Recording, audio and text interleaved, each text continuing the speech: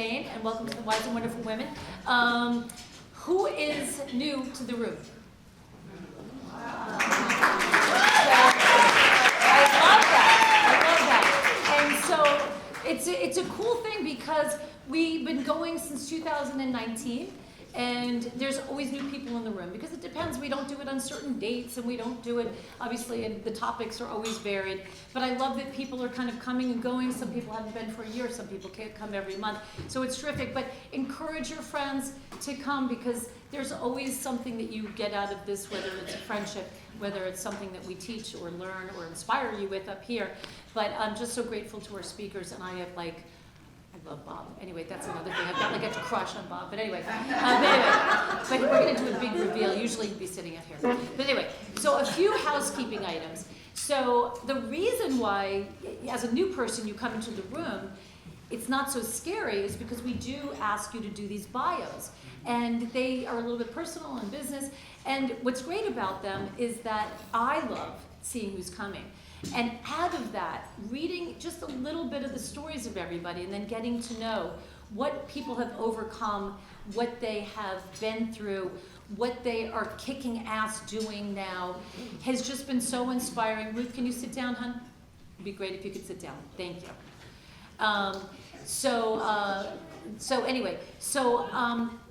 I started to, because everybody has a podcast, and I don't want to call it a podcast, but I am filming women telling their stories. So there's a new YouTube channel called The Wise and Wonderful Women, and there are many of the women here so far. One of them is Judith, that has been filmed. Some people are in the pipeline, and it's not been edited yet, and but they're coming. So we're releasing about one a week. So there's now an Instagram, Wise and Wonderful Women Instagram. So on your table, there are a few things, and one of those is to please subscribe to the Wise and Wonderful Women YouTube page. It doesn't cost you anything, but we want to kind of build a momentum of that because ultimately we would love to be able to bring as much resources. I mean, I shoulder all the expenses for any of these things, and I really love to do that. And I would just really love to have the message and have all of your stories be shared because I feel like they're so inspirational. So the save the date. So our next meeting, usually half the time I don't even announce what the next meeting is going to be because I kind of play it by ear. But we actually have a bunch already planned. So Heart Health Month is February. And for those that don't know, I had a heart attack in May of 2024 and almost died. And I am now on the executive committee, but I'm also have been named in the survivor class of 2026. So I'm going to be speaking on this.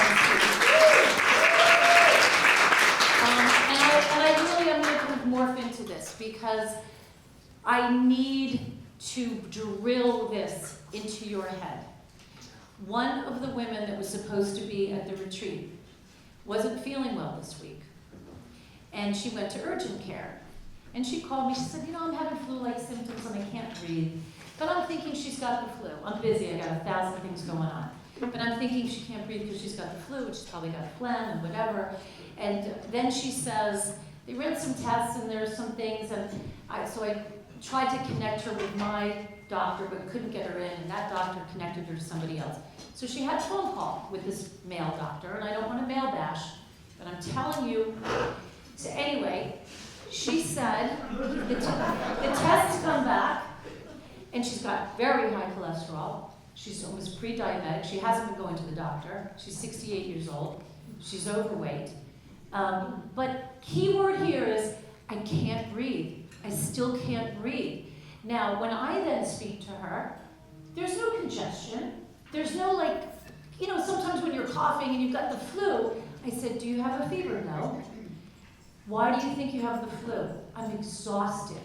I can't breathe. And she says I've got an underlying heart condition, which she has told the freaking doctor.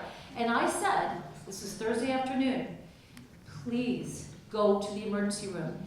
Any of you that do not go to the emergency room doctors are there, waiting for you to come in, okay? They're there anyway. You're not going to put them out. You're not going to look like a hypochondriac. Trust me. If you cannot breathe, the symptoms of a heart attack or a stroke for women are often different. Sometimes it's neck pain. Strange. Neck pain in here. Sometimes between your back. It's not the typical male, what you think, like, I'm having a heart attack, and your left arm, whatever, an arm doesn't, and then you fall to the ground. That's not that. So anyway, long story short, I begged her. I just said, but you can only push your friend so much. And I just said, just trust me that you're going to go to a downtown hub, and she lives uptown. And I was like, anyway, long story short. Well, she went into cardiac arrest. She coded. She almost died. Okay? So I picked up the phone because her feet started to swell. And then she finally called 911. Okay? But she is so freaking lucky because if you're not feeling right, please trust your gut. If someone around you, and the other thing is UTIs are another thing which we'll discuss at another time, because those also present as almost like stroke-like symptoms, especially in older people. And I say this only because this has affected 2 people in my life that are so close, and they just didn't trust their gut. And people, you cannot rely on doctors a lot of the time to take care of you. You need to really trust your gut, okay? So anyway, anybody that wants to become involved with the American Heart Association and their Go Red campaign, and Bob is terrific because they actually have a women-focused initiative for meditation, but for heart. No research was done on women prior to like the 1990s for heart disease. I mean, they're 50% of the population. This is insanity. But anyway, anybody that wants to get involved, please. February is the month, but we can do fundraising. We can just advocate. If you have any groups that you want me to speak to, a temple is like any women's group, whatever. I am going to show up and I'm going to drill this into people's heads. So anyway, so that's the February meeting, and we'll send out the invitation. Do not RSVP before the invitations go out because Caitlin is already on the verge of losing her mind. Okay. Transcendental meditation. Bob is going to talk to us about that, but that's on your card to learn how to take the course, to learn more about it. But then there's also the David Lynch Foundation, which brings wonderful resources to so many people. And then I'm going to go to support a friend of mine who's directing one of the first plays that he's done. It's very, very off-Broadway. There's only 90 seats. I'm going to go on February the 4th. Okay, it's running more than that, so if you want to go without me. But I just got 14 seats for February the 4th, so if anybody wants to go, they're $55. And it's at 7 o'clock. It's a cute little show. Anyway, so it's on there. The 2 other things that are on your desk, are the pads of paper. You can take them. The Annie Gets It Done. For those that don't know, I'm a real estate broker with the tagline, Annie Gets It Done, so that's why it says Annie Gets It Done. You can take the pads if you want to take notes today. Please take them there and not on your phone, because then I think that you're texting and then anyway, you can take the pens, you can take the pads, please use them. There's not enough pads for everybody. You can split them in half if you want to. There's somebody that I went to, our kids went to St. Hilda's and St. Hugh's, is running for Congress. And so she's running for Jerry Nadler's seat. That's Jamie Floyd. She's on there if anybody wants to attend a fundraiser. There's information on that. And the other thing is the Women's Initiative for TM. Learn about that, but Bob is going to teach us that. Well, I think that is it. Okay, so without another minute. Oh, and I'm going to be drinking some water from my new Wise Woman water bottle. We have these every retreat along with our little swim caps, which are Wise Woman. Anyway, okay. So I met Bob Roth through my phone. So I had, and I will kind of talk about this, but I had dabbled in TM. And anyway, and then after the pandemic, he set up a Zoom meeting that is pre-recorded. And in fact, during our retreat, we actually just had a bunch of us listen to Bob because it's pre-recorded and then it's live a couple times a day. And he's been doing this, and he'll tell you, since the pandemic, every single day. And he is a force of nature. He's in my bed every morning. I'm going to just introduce him. This is like a big reveal because he's a rock star to me, Mr. Bob Roth. He's so handsome. There you go. Was it good for you? I felt like I was such a crush. It should be. It should be on. Here, you take this and I'll figure it out. Here you go. There you go. Thank you, that was a little much.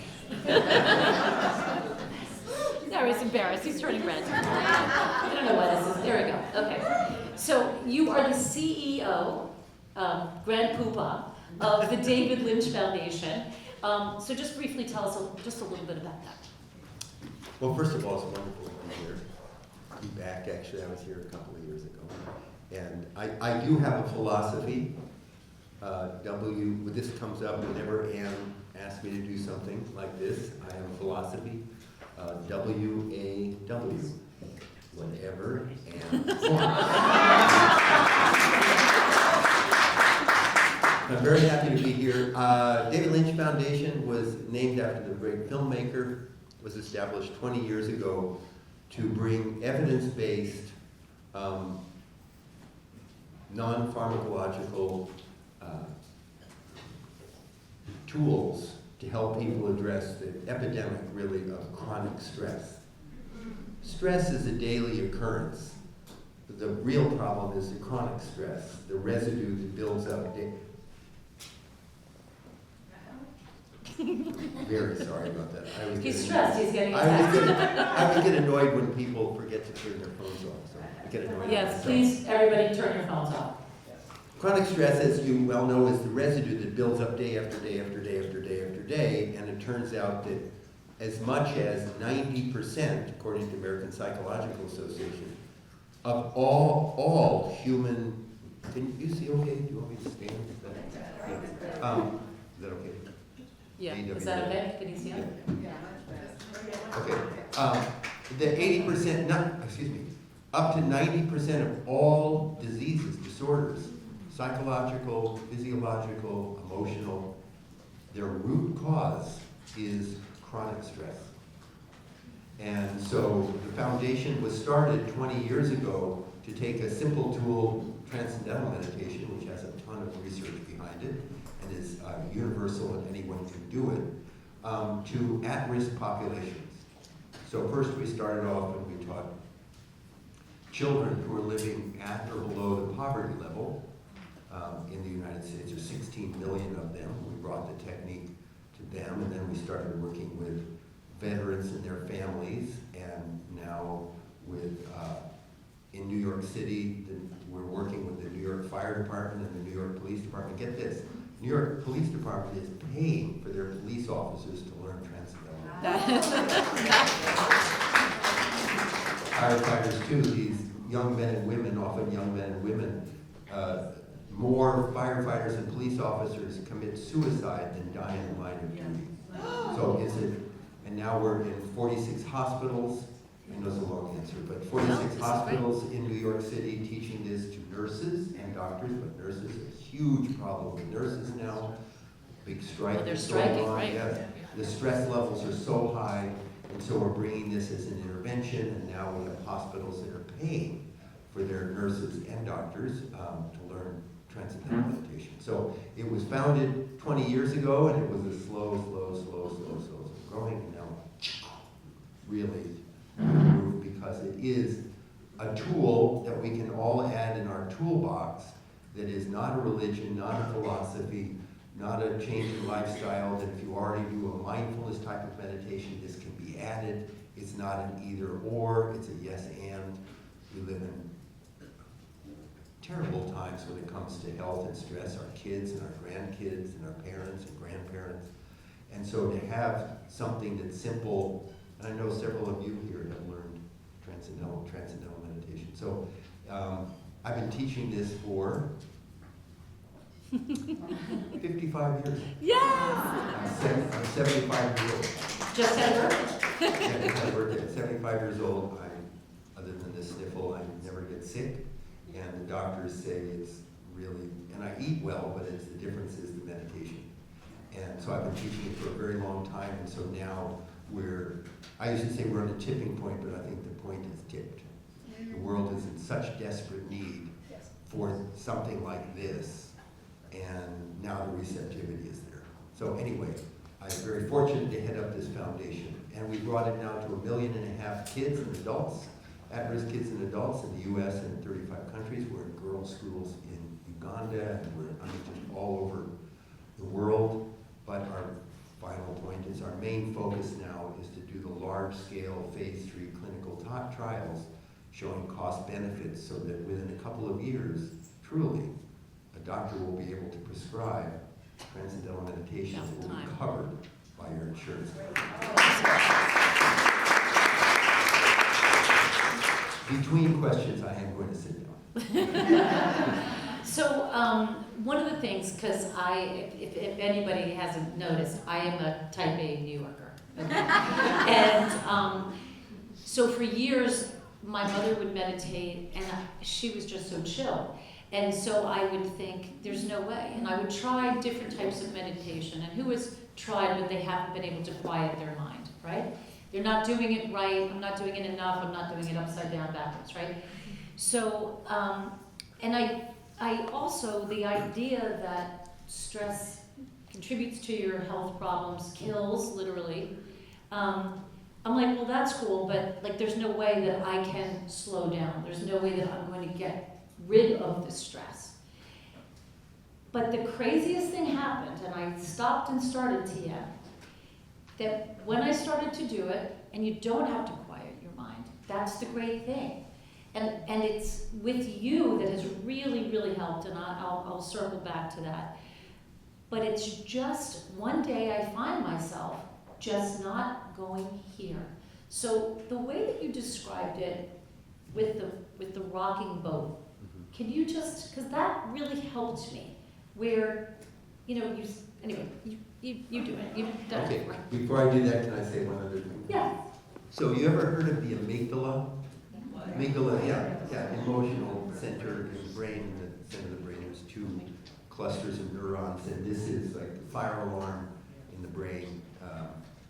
And there's a term called your amygdala hijacks your brain. And this is when you can't stop. You know, you're just overreacting and overreacting and overreacting. The idea is that information comes into the brain. The amygdala is one of the first lines of defense. What it's supposed to do is you see something coming, and what's supposed to happen is goes to the amygdala. The amygdala is supposed to ping it up to the prefrontal cortex, front of your brain, the CEO of the brain. And the prefrontal cortex is supposed to say, no biggie, it's just a shadow, or run. But this is supposed to tell you what to do. And then, if it's something bad or dangerous, then it hits your adrenal glands, and now you're fight or flight, and you're producing cortisol and adrenaline. Well, when the amygdala hijacks the brain, often because of this buildup of chronic stress, then we're overreacting, and someone says, chill, calm down. Yeah, that helped. Yeah, really, that contributed to my calm when you told me to calm down. There's 3 basic approaches to meditation. Now I'm going to answer your question. 3 basic approaches to meditation. But to understand this, I like to use the cross-section of an ocean as an analogy. So this is your choppy waves on the surface, and the ocean is pretty darn quiet at its depth. And 3 types of meditation now. According to brain research, you can take all the meditations and all the branding and slogans and claims and hypes and all that sort of stuff. And it really comes down to 3 types, and they know that because from brain research, which basically every experience we have in the brain, every experience we have, subjective experience we have, creates a specific, particular brain response. So if I listen to classical music, then my brain responds one way. If I listen to heavy metal music, my brain responds another way. If I watch a rom-com, one effect. If I watch a David Lynch horror film, another response. So they said, all right, let's have people do all these different types of meditations and let's see what's going on in the brain. So 3 basic types. The first is called, so I would like to just, this is like a little mini master class. When people say, I meditate, what does that mean? It's like saying, I take medicine.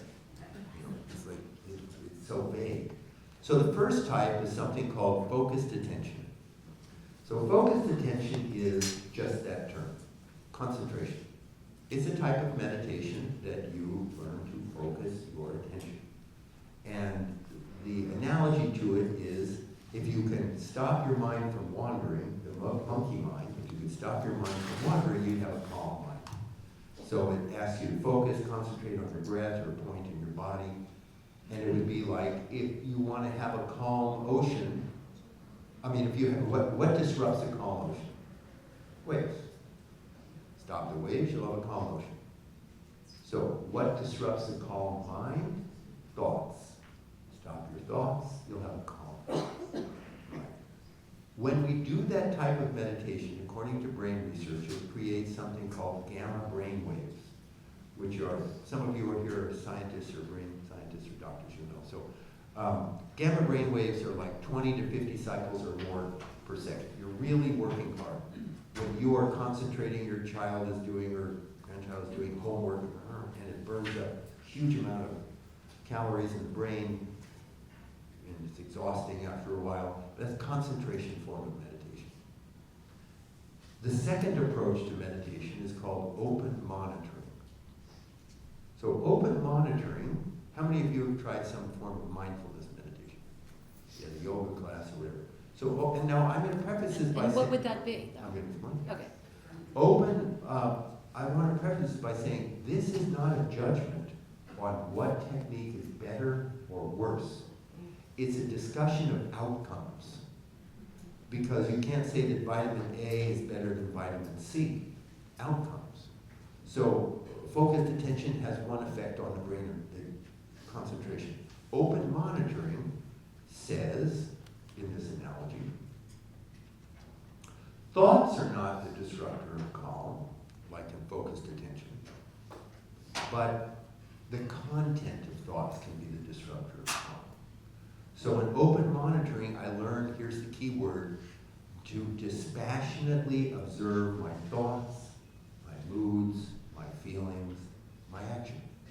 I'm not, so if I have a thought about a guy named Joe, and 10 years ago Joe done me seriously wrong, then, but if I don't really know anybody named Joe, and I have a thought about Joe, whatever, right? So the content, so open monitoring, I'm making this very simple, open monitoring teaches me to dispassion, to be in the present. Don't be 10 years ago, and don't worry about Joe coming in 2 weeks. Here I am, be in the present. So that's open monitoring. It would be like watching the waves rise and fall. I love sports. I love to play sports. Open monitoring is really handy if you are a pitcher and you gave up a home run and lost a game as a relief pitcher, and you have to come out the next day and pitch again. If you are still yesterday, you have to be in the present. So those two approaches, is this clear so far? Yeah. Is this too much detail? No, Okay. no. She's my editor. These two approaches are called cognitive approaches to meditation. Cognitive approaches, pertaining to my thinking, behavior, that sort of thing. Third approach, and it is called self-transcending. And that is transcendental meditation. And self-transcending says that just like an ocean has a vertical dimension to it. Yes, there are waves on the surface, but there's a vertical dimension, and there's quiet at its depth. And the hypothesis is, notice I use the word hypothesis, the hypothesis is that the mind has a vertical dimension. that on the surface of my mind, that monkey mind, that active, that I like to call it the gotta mind. Gotta do this, and I gotta do that, and I gotta call him, and I gotta call her, and I gotta make a list, and I gotta find the list. Then I gotta make a new list. And I gotta slow down, but I gotta get going. And I gotta get to sleep, but then I gotta get back to sleep, because I wake up in the middle of the night, and then I gotta get up. So it's the gotta, anybody? Oh, yeah. Anybody not? So it's the gotta is, and so it's a natural human desire to say, I'd like some inner calm, some inner ease, some inner equanimity, some inner connection, some inner peace, and the operative word there is inner. Finally getting near to answering your question, but I want to give the context. The operative word there is inner. And the question is there such a thing as an inner with the mind? And if so, how do you get there? Is there a level of the mind? There's an inner peace, inner calm, inner equanimity? And if so, how do I get there? So in transcendental meditation, self-transcendent, and you can ask the question, what does transcendental mean later, but I'll keep going with this. As I said, we hypothesize that deep within every one of us, right now, and at all times, right now, when our mind, or whenever, when our mind is like crazy town, so much pressure, so much demand, and I'm not getting enough sleep, or I'm sleeping, but my partner's driving me nuts, and whatever, let's say right now, there's a level of our mind right now that is already calm, and settled, and peaceful, and wide awake. And we have just lost access to it. It's there. We've lost access to it. And transcendental meditation is a simple, such unbelievably simple, effortless technique done sitting comfortably in a chair for 15 to 20 minutes twice a day with your eyes closed that allows your active thinking mind to just begin to settle down and experience quieter levels of thought, quieter levels of thought, and then experience, move towards that direction of that inner calm, that inner quietness. And when that happens, there's a whole constellation of changes that take place in your brain, your nervous system, your endocrine system, your immune system, respiratory system, cardiovascular system, in that 20 minutes. Constellation of changes unique to any other experience. Research at Harvard Medical School years ago showed that during 20 minutes of TM, your body gained a state of rest deeper than the deepest part of deep sleep. Cortisol levels, which is the stress hormone. We need cortisol to get up in the morning, but we don't need as much cortisol as we make. And it's at the basis of so much of this stress and chronic stress. If you get a good night's sleep, cortisol levels may drop 10%. Good 20 minutes of TM drops 30 to 40% and stays down. And now, the final thing is the American Heart Association, the American Medical Association just came out with lifestyle guidelines for heart health. And they looked at diet, and they looked at exercise, and for the first time they looked at meditation. And for the first time they said, there's only one meditation that research has shown to reduce high blood pressure, and that's transcendental meditation. Simply because one of the outcomes of this meditation is this deep state of rest. It's not a cognitive process, it's a neurophysiological process. Okay. Bam. So, I can go now, that was like it. there you go, that was beautiful. So I just want, I feel like when I speak, I want to kind of take what I think many of you are thinking, right? So you don't have time, you're not gonna do it right, there's no way that you can sit and quiet your mind. So I don't really know how it works. It's one of those things, like if anybody went to a medium and like all of a sudden they just tell you, and you're like, I have no idea how this works. So there's obviously, you can explain kind of the brain the cortisol levels go down, the science of it all. I can just tell you from personal experience where that if you think about the boat on the top of the water and it's moving all the time. And so when I meditate, what happens is that I come down here and it is quiet and it's not moving. And during the course of the day, what happens is that I start to go back up, start to get moved around a little bit. And the reason why I'm supposed to meditate twice a day, and I don't, I'm sorry, but is because what happens is, for me anyway, and I think that this is what happens, is that you start coming off of being brought down. So, but when I find myself, and all of a sudden I'll just realize that I don't get triggered. The same crazy, the same, everything's going like this in my life. Trust me, I've got a lot going on. But you know that feeling in your chest? You know that feeling in your stomach when you're like something happens, you're like you feel it? It's happening to me. I know it's happening. I'm dealing with it, but I don't have that. I can feel it because it's that chemical release. It's the cortisol, it's the anxiety, and that's not good for you. So no one is suggesting that you become a monk, which is a very funny story about when the menopausal monks came. And by the way, who saw the menopausal monk speak last year? Their show was out on Apple TV. But anyway, so, but anyway, I just remembered I needed to announce that. But anyway, you just feel like one day you realize this is working. So, and those of us in terms of, beating themselves up, especially at the beginning of the year. I'm going to get a health club membership, and then I'm going to go 7 days a week, and I'm going to work out, and then the second week into 2026, you're not doing that. I, for one, have to have a place to go. I have to have a class to go to at 7 o'clock. Because otherwise, if I say I'm going to work out at some point in my gym, I don't go. So what I found with meditation was, I'm going to meditate, and then I get up, and that's it. I get coffee. No, I can't meditate right after I had coffee. And so then I never do.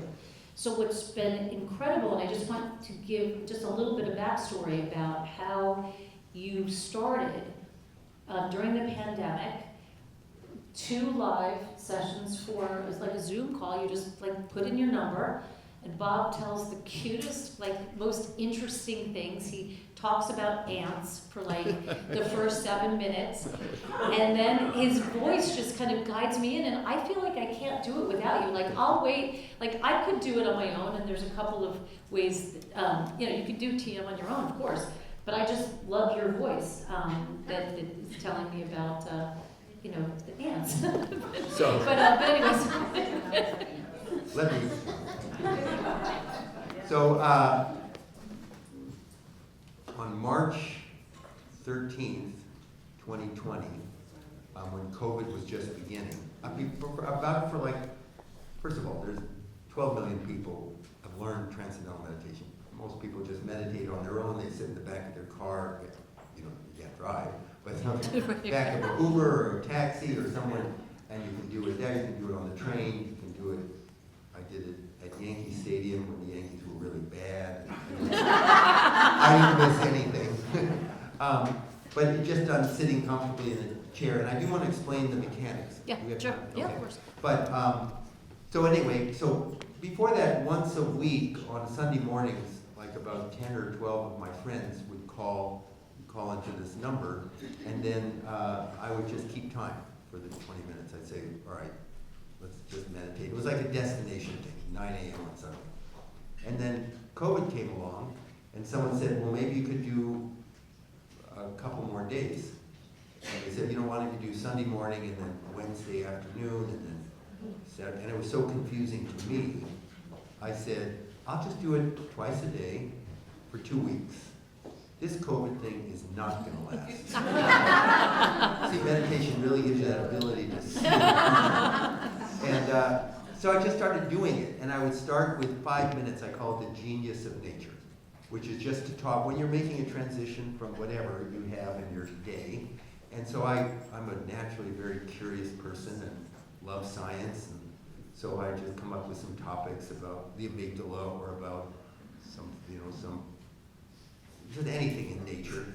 Talk for 5 minutes, and then people would meditate for 20 minutes, and then I also love poetry and quotes, so then at the end I'd share a quote from Mary Oliver, or Pema Chodron, or Lao Tzu, or Marcus Aurelius, or whatever. So it was a nice little 30-minute package, and that was started on March 13th, 2020, and today, now it's 5 years and 10 months. Twice a day, every day, and it gets replayed every hour. So there's like gazillions of people all over the world, wherever you are, can just call in and listen. You don't pay anything, you just listen. So I run a foundation, and people say, well, how can you do those calls twice a day? And I said, the big question is, how can I run the foundation? I love the calls. I love that. So anyway, that's what it is, and it's a little bit of a destination, and you can just call in whenever you want, or not do it, or whatever, but it's a little refresher on the meditation. And we did it actually at our retreat. So some of the women had not meditated before, and all of a sudden I realized we were starting a yoga class at 7:30, and I was like, wait, Bob's at 7. Let's go into the room, and we had you in there on my phone. Whoever did that? Did you Yeah, like come on, yeah. Yeah, she was there. Who else in the room? Oh, Kellyanne was there. That's right.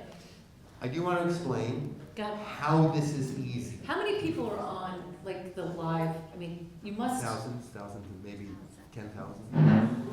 There's also something about that energy. Yeah, there is something. It's an interesting thing. I feel much deeper when, it's also your soothing voice, but I feel an energy I have to shift. say, I'm not like a crowd person. I don't like to join things. So this is kind of nice for me, because when I do that, because I'm just in my pajamas, in a hotel room somewhere, and there's audio, so nobody has to see. But there's something when I say, okay, let's close our eyes and let's start. And somehow, and I don't understand, but there's it's just something that's a whole other topic about consciousness and the coherence factor and our brain functioning. But I would like to just answer this one question: how this thing works. How does it work? How is it different from other forms of meditation? So, Yeah. Okay. So, how do we get from here to this? How does that happen? Because if I don't know TM and I close my eyes and someone says, okay, for 20 minutes I just want you to sit quietly and I want you to access deeper, quieter levels of the mind. And I would close my eyes, and after 10 seconds I'd think, that's got to be 20 minutes. No way, that's not 20 minutes. So, how this works: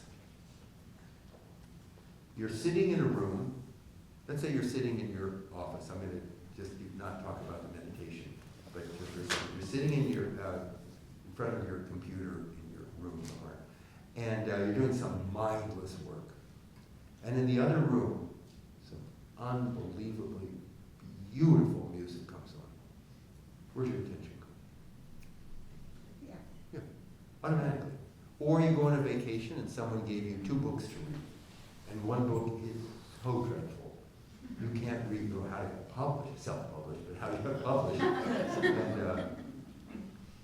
that's not putting down self-publishing, it's a great book, but this one never did. I won't offend anybody. So one book is so bad you can't read a word, and the other book is fantastic. And an hour could go by. Like, you've had that? Yeah. Just gone. So what is that? Your attention drawn to that music, your attention absorbed in that book. It's the natural tendency of our mind, given the opportunity, to be drawn to something more satisfying. We go into a restaurant, buffet, you pick the food you like. You sit, you choose your friends because you like them. You read books, you're interested in conversations, music, pleasure, whatever. You're drawn to something more satisfying. Inside, hypothesis, inside is a nice place. My own innermost self. All we do with transcendental meditation, the simplicity of it, and that's why we can teach 10-year-old kids who've never heard of the meditation in East LA or Ward 7 and 8 in Washington, D.C. or the Bronx, anybody. how to give the attention of your mind an inward direction, like teach a child how to dive. Take the correct angle, the rest is automatic. The attention is just drawn inward. Why? Because deeper levels of the mind are increasingly more satisfying. Quieter levels of the mind are increasingly more satisfying. I told that to a Wall Street guy, and he said, quieter levels of the mind. What are you talking about? Good to see he was open. And I said, he was a trader, and I said, you have an intuition. Somebody comes to you with an idea, 3 great ideas to make a deal, and it makes perfectly good sense intellectually. And then you think about it a little bit later when you get home, and you go, I'm not sure. And you decide, I'm not going to do that. And the person says, how come? You said, didn't feel right. You ever have that? Yes. Of course, didn't feel right. That's a quieter level of the mind. We all have it. The hypothesis is even deeper than that. Right now, there's a level where your mind is completely settled and wide awake. And that ain't just theory, because when we access that, as I said, whole constellation of changes take place. I taught a woman about 6 months ago, high-powered New York divorce lawyer. She'd been meditating, doing it twice a day, sometimes once a day, wanting to do it twice a day, and enjoying it. And she went to Mayo Clinic to have one of these complete physicals, there for several days. And at the end, the doctor came in and said, okay, Nancy, what I want you to do is I want you to sit quietly. I'm going to put on an EEG, and I want to see what how your brain is when you're just sitting with your eyes closed for 20 minutes. And she said, I practice transcendental meditation. Can I do transcendental meditation during the 20 minutes? And I said, whatever. It was like, fine, out there. And so she did her meditation. It was fine. And when she was done, the guy and his assistant came in and said, what were you just doing? And she said, transcendental meditation. She said, in my 40 years, I've never seen a brain more peaceful. I got chills hearing that story. So, and this is just, just a regular one of us who's got tons of source, in her life, all this sort of stuff going on in her life. So, it's a real thing. So, when you learn transcendental meditation, it is taught not online in a group, it's taught from a trained teacher, certified teacher, and there's some very good ones in New York. Certified teacher, it's taught over 4 consecutive days. It takes about an hour to an hour and 15 minutes a day over 4 consecutive days. And what the teacher does on the first day is to give you what's called a mantra. Mantra in transcendental meditation is just a word or a sound, a couple syllables, that has no meaning associated with it. So it's a vehicle. You sit with your eyes closed and you're taught how to think this mantra sound effortlessly. You don't use it to drive out thoughts. You don't use it to concentrate. It's like a catalyst. It just gives the attention an inward direction, and the whole thing happens by itself. I am my father's son. He was a doctor and a researcher. I am a skeptic. I don't buy into, I love big ideas. I'm not a cynic. I never get out of bed. But I love science, and I love big ideas with science. And what I liked about this is when I said to the teachers, I don't believe in any of this stuff. And the teacher, this woman, just smiled, and she held a pen, and she dropped the pen in her other hand, and she said, you don't have to believe in gravity for the pen to fall, and you don't have to believe in this meditation for the whole thing to work. So it's an effortless practice. So you can learn your mantra. So for me to think about that I was going to go 4 days in a row was like, but there's classes there's pre-scheduled, they're in Brooklyn, they're in New York. There's also, you can do them private, you can get a group of people together. They're very flexible. So, you can reach out to, there's You're not going to the David Lynch Foundation to learn how to meditate, correct? The David Lynch Foundation is bringing transcendental meditation to, you know, Essentially. to a variety. But we do courses there too, so it can Okay. happen, yeah. Okay. Um, So Yeah. if someone wants to learn, Oh, so I want to say it's a nonprofit organization, and it is, the course fee is asked when you learn, and it's based on your income. They trust you. And I would like to say, for example, we were doing a program at Goldman, and they said, how much is it? And I said, well, we're gonna just go over it level, it's $1,000 a person. It's not just for the 4 days, it's for your whole life, those classes, everything, so for your whole life. And he said, why is it so much? I said, well, part of it is going to teach veterans for free. And part of it goes to teach women survivors of domestic violence for free. So we who can afford can then, and what I do with that is I use that money to pay our teachers to go into military bases, to go into you ever heard of the family justice centers here? Yeah. Yeah, family justice centers. We've taught 1,000 women through family justice centers to meditate for free. And there's nothing more fulfilling. It's just the right thing. We help and then we go and do that. so that's actually on your, on the tables. It's talking about, well, you can see with that.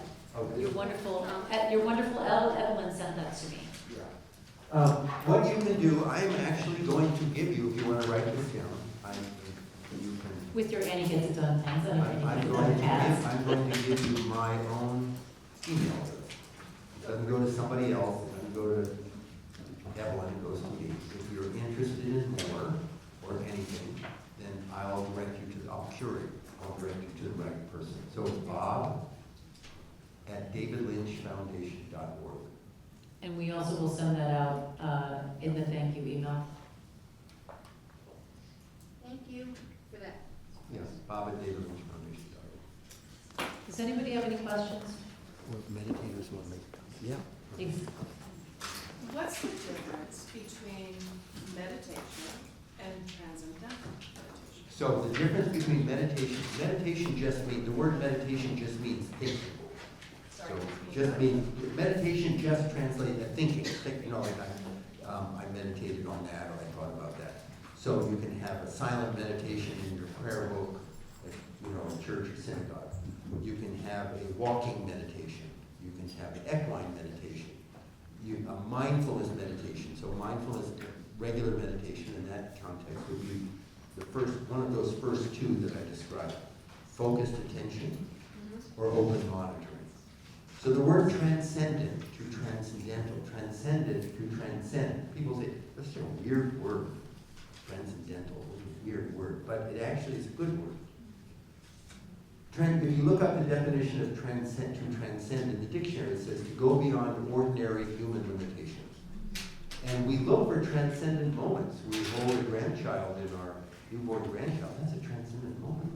We're not thinking about, oh my gosh, it's 8:03 and what am I doing? You know, or we can go to a play or a concert that's just like, I have no idea. Or an intimate moment with a partner, or looking up at the Milky Way on a clear night, just something. So but those are outside transcendent moments. In transcendental meditation, it's to access that expandedness within. So it's not staying up here, it's accessing, to transcend just means to settle down. And again, completely different brainwave patterns, completely different changes. Does that answer your question? I think so. Or do you want to ask again? Nope. Okay. What's the difference between transcendental meditation and hypnosis? Oh, hypnosis is a modification of waking state of consciousness. When they look at the brainwave patterns, you're awake, you're in waking state, but it's a modification of that. So your waking state of consciousness is beta brain waves. So you have delta, this is a little much. So it's a modification of, and transcendental meditation is a different style of functioning. Thank you. Holly, Rabbit hole, about to go into a rabbit hole. Holly Carter. Thank you for this. I met somebody about a month and a half ago who was so lit from within. I said, what the heck do you do? Is it face cream? You want to use it? She said, no, it's TN. So met a woman at our own, and I said, "You're so lit from within." She just was glowing. I said, "What do you do? Is it the face cream? Is it your job?" I said, "Oh, no, honey, it's TM." So, Transcendental meditation. gonna start. I'm curious about how you came to this practice, and maybe how Mr. Lynch came to this practice. Okay. Yeah, I mean, we just gotta, can we say that in 2 minutes? I learned as a college student. I was going to college. I was very politically minded. I worked for Bobby Kennedy Sr. and I saw him speak in San Francisco and was very moved. And then 4 days later, he was assassinated. And I went to college and I decided, university, I decided to become a lawyer and then become a United States Senator. I wanted to change the world. It took me about, in those days, it took me about 5 minutes or 2 weeks to realize that politics for me was not going to heal the soul of the nation. I mean, it's important, but it wasn't my path. My mom was a school teacher, and so I thought, okay, I'll write educational curriculum for children that will help them navigate those rough times even then. And I was pretty stressed because I was going to school full-time and I was working full-time. And there were tanks parked outside my door, and I was not a druggie, and I was not a crazy person. I was just a person who wanted to make a better world. And I met a person who was just like that person you talked about, lit. And I was very skeptical about everything in those days. And so he told me about it, and I said, well, I'm going to try it. I'm going to give it 3 minutes, and if I don't like it, I'll walk out. And I really, here's an 18-year-old, snarky, knows everything, stressed kid, and couldn't be, you know, and this is the reason I tell the story is one of my first thoughts afterwards was maybe this is a tool I'm going to teach those kids. And that was, again, dating myself, June 28, 1969. And now I run a foundation, we brought it to 1.5 million kids. And I want to bring it to 10 million kids in the next 5 years. David Lynch was an artist and a great filmmaker in 1973. He said he had everything he was looking for as a young filmmaker, but he wasn't happy. And someone told him, no, he thought, well, you know, they say true happiness lies within. And he said he hated that line because they didn't tell you where the within was and they didn't tell you how to get there. And then someone told him about TM and he learned it and he also really liked it. See, I did that for you. That was perfect. That was I have a big clock. hi, so now, so we are on the, well, you were on the board of the American Heart Association of New York, and you're a wonderful cardiologist. So, anyway. Thank you. So I wanted to ask you, I've been doing TM since. Want to stand up? Yeah. So, hi everyone. I've been doing TM for a couple of years. Actually, March 13th, 2023 is my date, which is very ironic to the date you just mentioned. And we've talked about how you go inwards and it's all about seeking within calmness. Can you talk about the power of the 10,000, I think that's the number, and how we're actually making an impact to the world if we all take on this technique? There is a hypothesis in the ancient meditation text that says that meditation practice for the individual has a very profound effect of not just healing trauma and stress, but also waking up to creative networks in the brain, and we start feeling happier for no other reason other than we're feeling happier inside, better, less stressed. Well, also the ancient text also said that if you had a threshold number of people meditating, that would have a spillover effect. That would have a collective effect. And the number for some sociologists projected would be 10,000 people doing advanced meditation. And it wouldn't be, it's not a praying for peace, it would be an actual reducing the buildup of stress in the atmosphere, in the world. And so they're doing some research on that, and it's very promising. And that would just be a way of just cooling things down a bit. You know, it's amazing. There are interviews, Jerry Seinfeld, George Stephanopoulos, Ariana Huffington.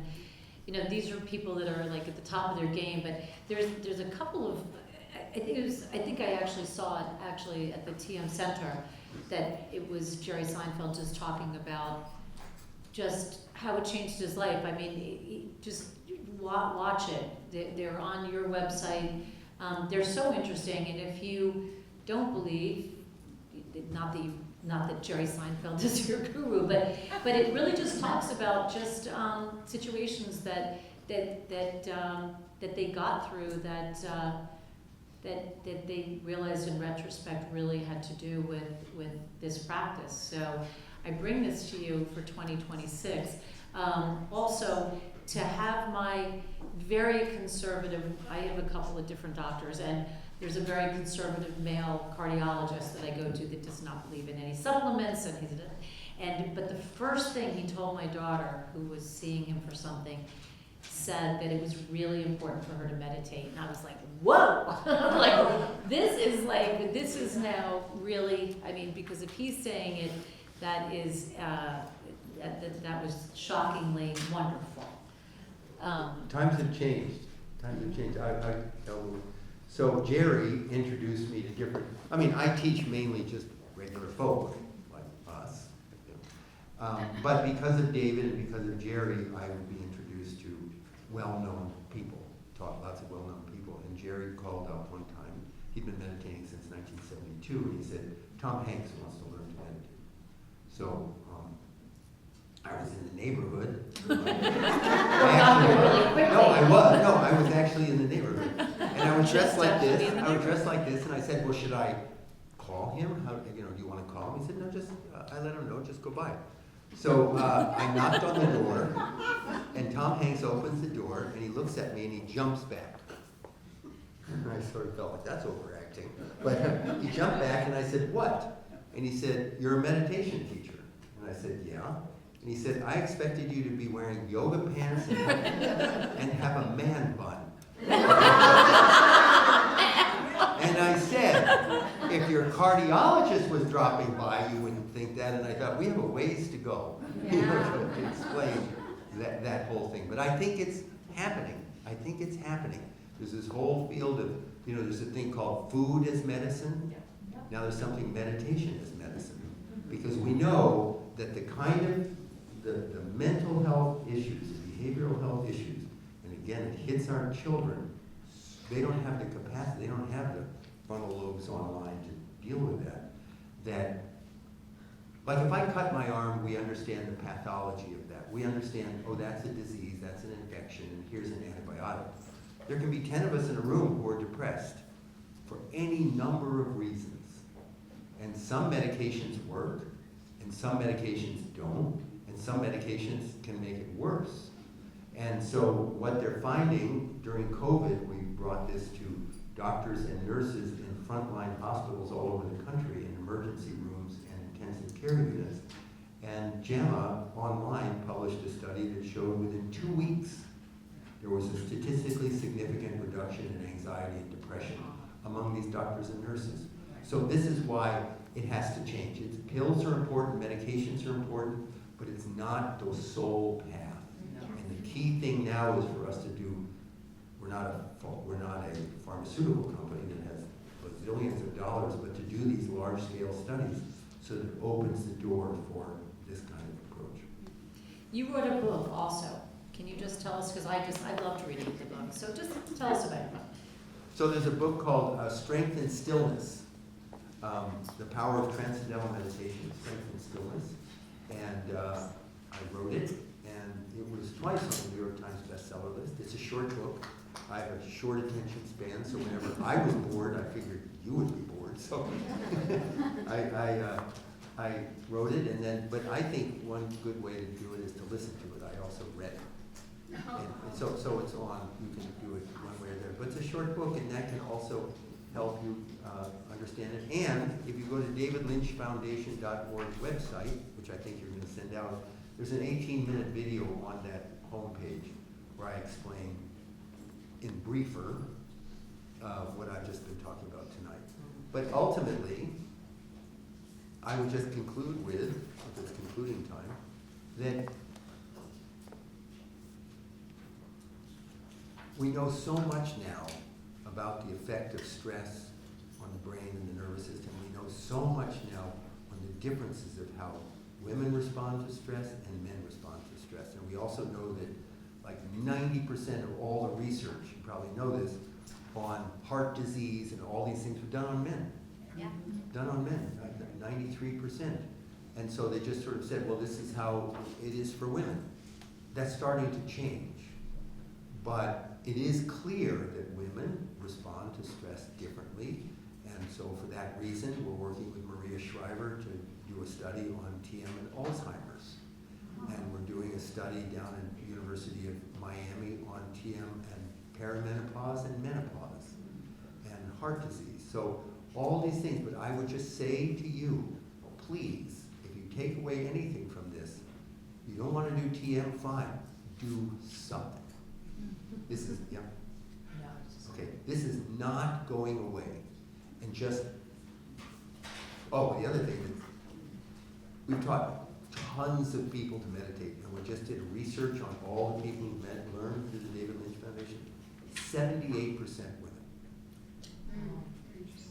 78% women. That's So well they should. women get it, and you please do something, and TM is a great thing to do. Yes. Oh.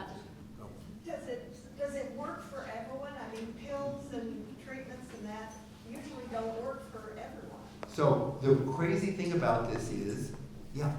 All right, hold on a second, guys. I've been teaching it for 55 years, and I don't lie. You know, I'm very. We just have to wrap this up because I want to be mindful of Bob's time, and if you want to quickly ask him some questions at the end. But can I ask you a favor? You had a wonderful poem that you read on New Year's Day that I loved, and then I didn't catch who wrote it, and I emailed you and you sent it to me. Would you read it for us? Because I want to be able to send you guys into 2026. I have it right here. No, I'm getting glasses. Oh, you're getting glasses, okay. And also, when you finish your meditation, you also say, bye. Right, so can you say that for me? Because you said your family would always say that, and that's why you did it. Society is so weird. You know, it's just so weird. Can you not? Do you love him? I mean, do you not? He's going to be in your bed also, okay? But society's so weird. You know, you're on like a screen. You know, I'm on a screen and go, oh, I saw you on YouTube or something. We're all in this together. We're all in this together.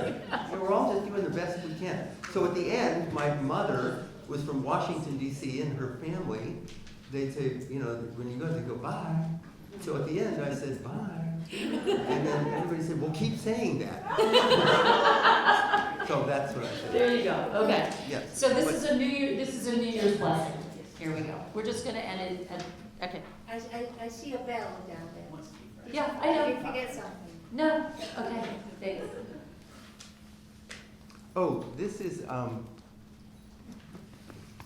This is the one with the hippie. yeah. So this That was is, the one for the oops, I New Year's. just lost it. Whoop, sorry.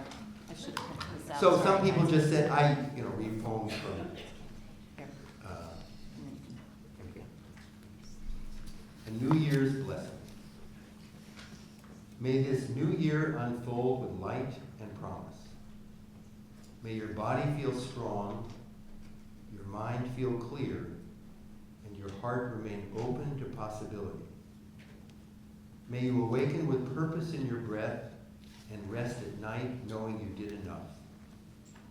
May opportunity lead your effort, patience walk beside ambition, and challenges sharpen you without ever pardoning you. May laughter arrive often and stay a while. May love, old and new, grow deeper, truer. May you give freely without losing yourself and receive fully without hesitation. And when the road bends without warning, may you trust the strength you've earned and the wisdom you carry to guide you. May this be a year of steady growth, honest joy, and gentle courage. A future that feels not only hopeful, but open and welcoming too. Thank you.